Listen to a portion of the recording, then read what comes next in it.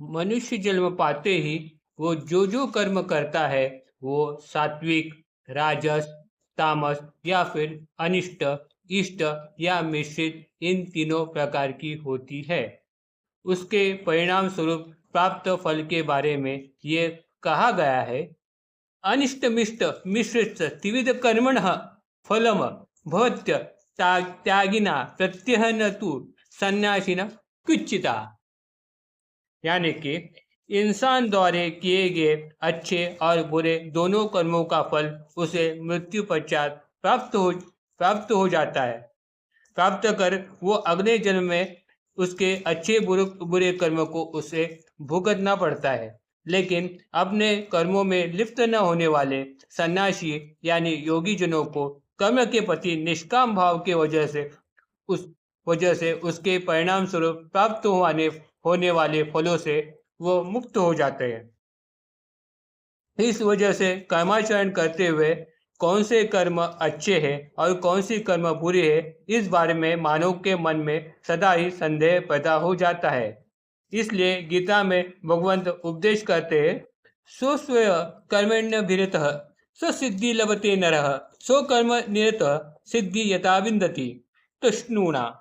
यानी कि शास्त्र और वेदों द्वारा कही गई उचित कर्म के अनुसार जिस मनुष्य का व्यवहार होता है उसे उत्तम सिद्धि प्राप्त होती है।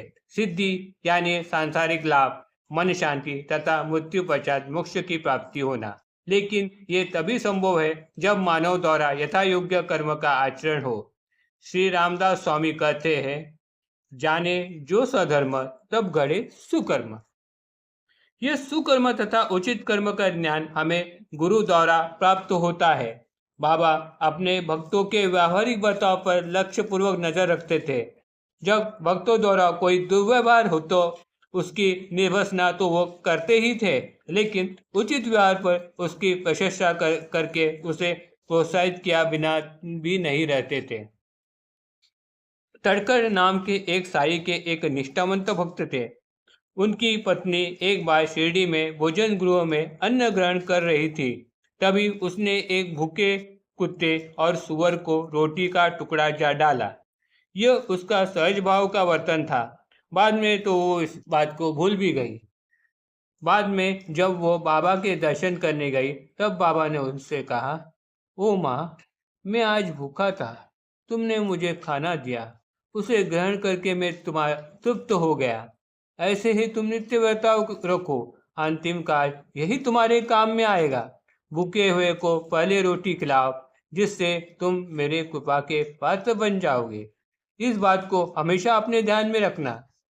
तड़कर की पत्नी दुविधा में पड़ गई। उसे बाबा क्या कह रहे हैं ये बात समझ में न आई। तब बाबा ने बात को स्पष्ट करते हुए कहा, तुम जब दोपहर के समय में भोजन ग्रहण कर रही थी उस समय तुमने जिस भूखे हुए कुत्ते और सुअर को रोटी खिलाई उससे मैं तृप्त हो गया। वो मेरा ही रूप है, सब प्राणियों में मेरा ही वास है। साई का ये निवेदन तथा उपदेश उनके सारे भक्तों को है। साई का वास सब जीव जंतु तथा प्राणियों में है। इस बात का हमें ध्यान सदा रखना चाहिए। साई का अपने भक्तों पर निस्सीम प्यार था, फिर भी वो उसके शुद्ध आचरण के प्रति काफी दक्ष रहा करते थे। एक बार दोपहर के समय में मस्जिद में बहुत सारे भक्त इकट्ठा हुए थे। उसमें से एक उच्च विद्या विभूषित वकील भी शामिल थे। तब बाबा ने उनकी तरफ देखते हुए उपहासी स्वर में कहा, आजकल लोग भी कितने ढोंगी हैं, आचरण चरण स्पर्श करके दक्षिणा अर्पण करते हैं और अंदर से गालियां भी देते हैं। यह सुनते ही उन्होंने जान लिया कि बाबा जो बोल रहे हैं वो उनके संदर्भ में ही है।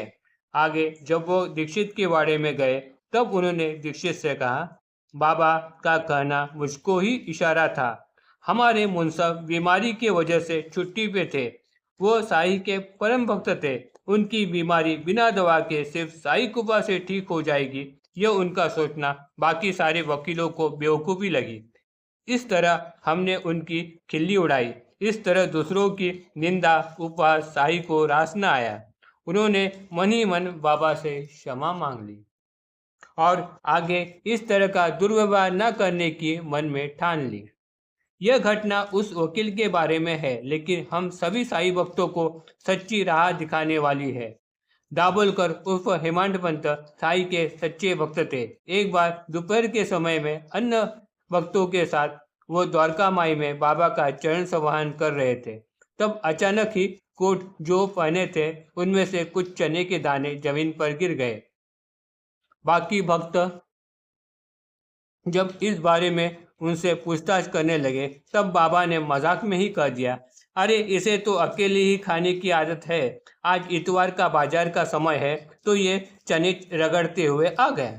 इस बात का विरोध करते हुए हेमंत पंत ने कहा, मुझे अकेले खाने की आदत नहीं।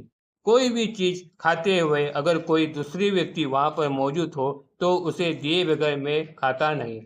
तब बाबा ने कहा, अरे ये तो ठीक है, कोई दूसरी व्यक्ति मौजूद रहेगी तो तू उसे देता रहेगा, अगर कोई नहीं रहेगा तो क्या, मैं तो हमेशा ही तुम्हारे साथ हूँ।